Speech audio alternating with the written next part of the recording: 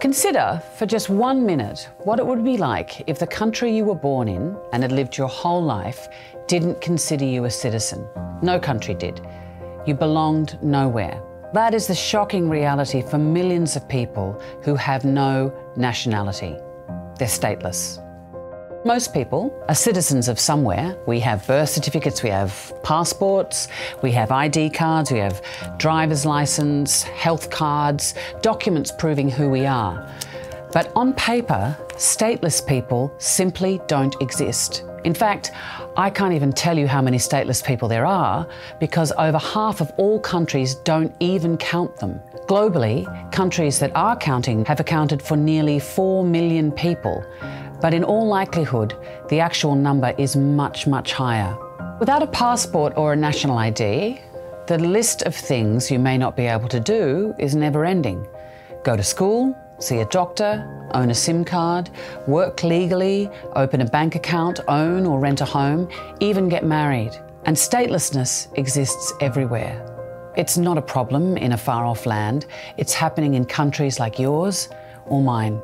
You mightn't even have heard of statelessness. I hadn't, and I was staggered to learn of the devastating impact that statelessness has on families all around the world. So, how does this happen? In the chaos of fleeing war, families can leave or lose the papers that are proof of ties to a country, and that can make registering the birth of a child impossible, leaving them stateless. Or borders can change or dissolve completely. For example, after the fall of the Soviet Union. And in some countries, if your parents are stateless, so are you. It's passed on for generations. Other countries prevent parents passing on their nationality if their child is born abroad. Some countries discriminate against women and don't let mothers pass on their citizenship. Ethnicity, language, religion, they've all been used as excuses to exclude entire groups from being citizens. More than 3/4 of all the people known to be stateless are minorities. Rohingya Muslims of Myanmar, Roma communities around the world, and others whose families moved generations ago to the country where they now live, but were never acknowledged as citizens. And when I went to Bangladesh, nothing could have prepared me for the depth of suffering that I saw amongst the Rohingya refugees.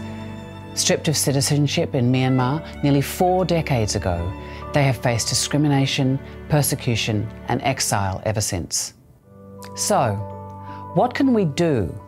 For lawmakers and courts, we say, you have the power to challenge and change the laws that lead to statelessness. More and more countries are signing up to the conventions that aim to end statelessness. In some situations, it can be complex. It can take time, effort, and paperwork. In others, it takes a few words or the stroke of a pen to give people the rights they deserve, to give children the chances and opportunities in life they so richly need. Either way, it's a man-made problem that we can solve. Let's do so, because everyone has the right to belong.